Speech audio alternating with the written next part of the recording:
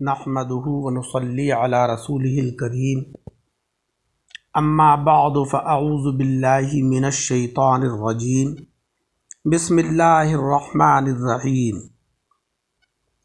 ان الصفا والمروة من شعائر الله فمن حج البيت او اعتمر فلا جناح عليه ان يطوف بهما ومن تطوع خيرا فإن الله شاكر عليم صدق اللہ العلی العظیم۔ حضرات اکرام، سورہ بقرہ کی آیت نمبر 158 کے درس کا دوسرا حصہ پیش کیا جا رہا ہے، جس کا ترجمہ ہے ان الصفا والمروہ، بے شک صفا اور مروہ من شعائر اللہ، اللہ کی نشانیوں سے ہیں۔ فمن حج البیت، پس جو حج کرے کعبے کا، او اعتمر یا عمرہ کرے، فلا جناح علیہ ان یطوف بہما، پس کوئی گناہ نہیں ہے اس پر کہ طواف کرے، بہما ان کا، یعنی صفا اور مروہ کا۔ ومن تطوع خیرا، اور جو بخوشی کوئی بھلائی کرے، فإن اللہ شاکر علیم، بے شک اللہ رب العزت قدر فرمانے والا، خبردار ہے۔ عرض کیا تھا کہ مسلمانوں کو یہ شبہ ہوا کہ صفا اور مروہ پر تو مشرکین بت پرستی کرتے تھے، کیونکہ صفا پر اساف نام کا بت تھا اور مروہ پر نائلہ نام کی بت، تو مشرکین ان دونوں بتوں کی پوجا کرتے تھے، سعی کرتے وقت ان کو چھوتے تھے۔ تو مسلمانوں نے اس چیز کو اچھا نہیں سمجھا کہ جہاں پر بت پرستی ہو وہاں پر وہی کام جو مشرکین کرتے تھے وہ ہم بھی کریں۔ تو اللہ جل شانہ و عم نوالہ نے اس کی ممانعت فرمائی کہ آپ لوگ اس چیز کو برا نہ سمجھو، بلکہ اگر کوئی برائی ان لوگوں نے قائم کر لی ہے تو اس کو تم دور کرو۔ صفا اور مروہ تو اللہ کی نشانیاں ہیں، تم اس کی عظمت کے قائم، اس کی عظمت کو قائم کرو اور اس کی رفعت کے قائل بنو اور اس کی جو ہے وہ سعی کرو۔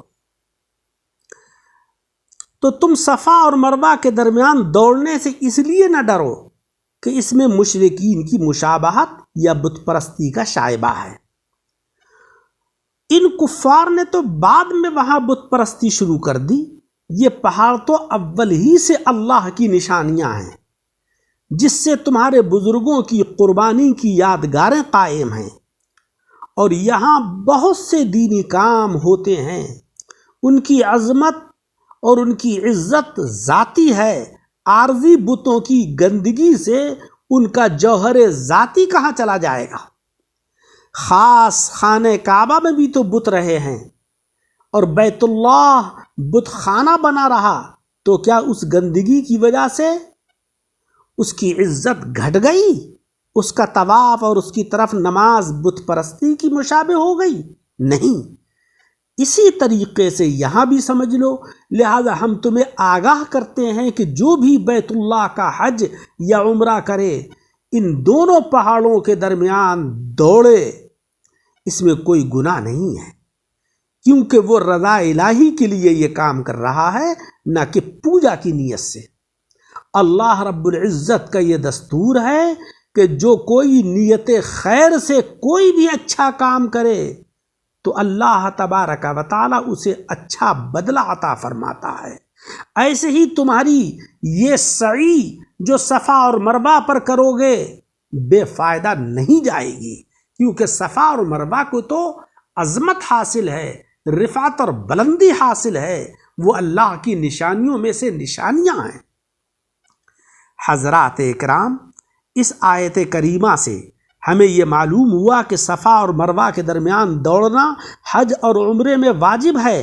آقا علیہ الصلاۃ والسلام نے ہمیشہ اس پر عمل کیا، اس کے چھوڑنے سے قربانی واجب ہو جاتی ہے، اور دوسری بات یہ معلوم ہوئی کہ اگر کوئی معظم جگہ جس میں کوئی خرابیاں پیدا ہو جائیں تو اس سے اس جگہ کی عزت نہیں گھٹے گی اور نہ اس جگہ کو مٹایا جائے گا۔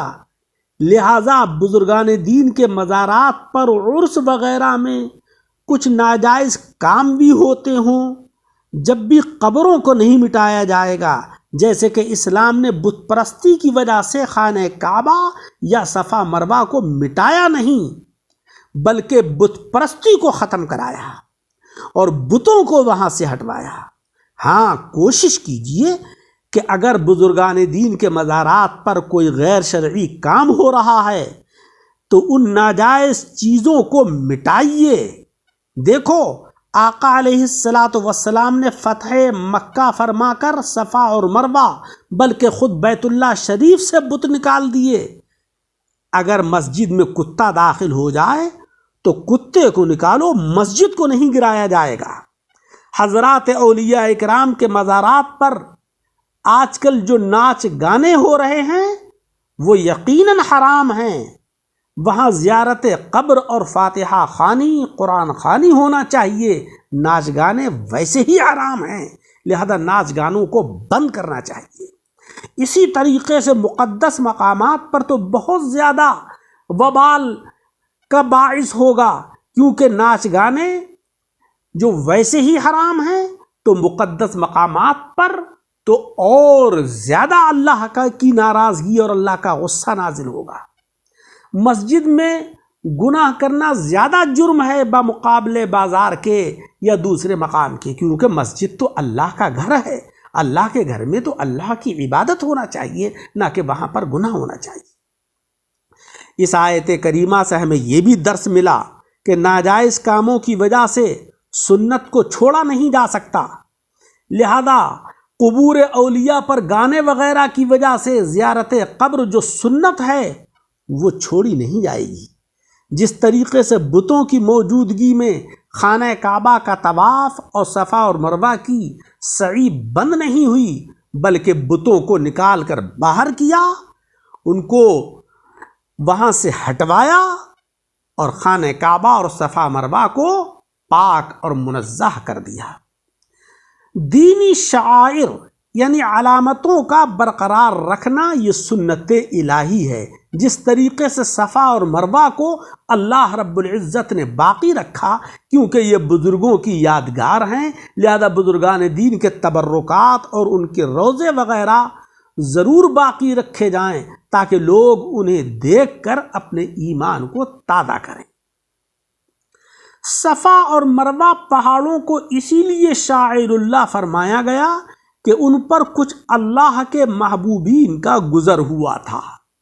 جب کچھ دیر ان کے ٹھہر جانے سے یہ پہاڑ شاعر اللہ بن گئے تو بزرگان دین کی قبریں اور روضہ مطہرہ یقیناً شاعر اللہ ہیں، کیونکہ یہاں وہ حضرات ہمیشہ کے لیے آرام فرما رہے ہیں، بلکہ انبیاء کرام کی مائیں جنہوں نے نور نبوت کو اٹھایا وہ بھی اسی میں داخل ہیں۔ دیکھو، ہدی کے جانور جن کو بیت اللہ سے نسبت ہے انہیں قرآن کریم نے شاعر اللہ فرمایا ہے، تو جن مبارک ماؤں کو انبیاء کرام سے نسبت ہو وہ بطریق اولا شاعر اللہ اور واجب تعظیم ہیں۔ ہمیں یہ بھی اس آیت کریمہ سے درس ملا کہ جب بے جان پتھر اللہ والوں کی قدم بوسی کی برکت سے شاعر اللہ بن گئے۔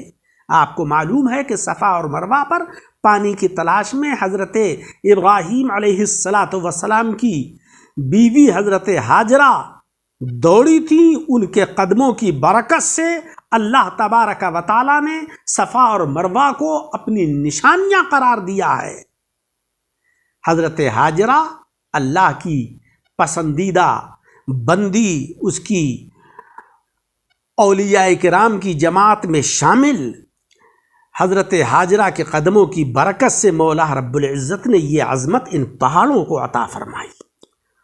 تو حضرت آمنہ خاتون، بی بی حلیمہ کی گودیں کہ جن میں حضرت جناب محمد مصطفیٰ صلی اللہ علیہ وسلم جلوہ گر رہے ہوں، ان گودوں کا کیا عالم ہوگا؟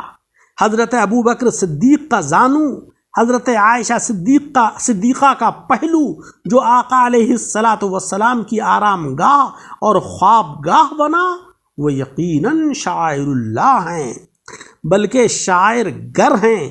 جو ان میں سے کسی کی بے ادبی کرے وہ اس آیت سے عبرت حاصل کرے۔ جس طریقے سے سارے پہاڑ اللہ تبارک و تعالیٰ نے بنائے ہیں، مگر کشمیر کے سرسبز و شاداب پہاڑ ان دو خشک پہاڑوں یعنی صفا اور مروہ کے درجے کو نہیں پہنچ سکتے، ایسے ہی نبی اور غیر نبی برابر نہیں ہو سکتے۔ جو صرف ظاہری کھانا اور پینا دیکھ کر برابری کا قائل ہو، وہ ایسا ہی بے وقوف ہے کہ جو کاغذ پر لکھائی اور چھپائی دیکھ کر معمولی ناول اور قرآن عظیم کو برابر سمجھنے لگے۔ نہ قرآن دوسری کتابوں کی طرح، نہ صاحب قرآن اوروں کی مثل ہو سکتے ہیں۔ اللہ تبارک و تعالیٰ سے ان حضرات کو نسبت حاصل ہے، ان پہاڑوں کو نسبت حاصل ہے، اور جن چیزوں کو اللہ سے نسبت حاصل ہو جائے وہ چیزیں اللہ تبارک و تعالیٰ کی بارگاہ میں عظمت و رفعت والی ہو جاتی ہیں۔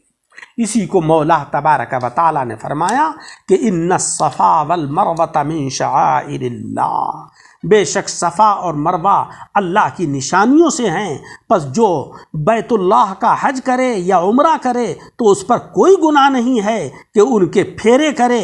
ومن تطوع خیرا، اور جو بخوشی بھلائی کرے، فإن اللہ شاکر علیم، تو بے شک اللہ تبارک و تعالیٰ قدر فرمانے والا خبردار ہے۔ مولا تبارک و تعالیٰ مجھے اور آپ سب حضرات کو عمل کی توفیق عطا فرمائے۔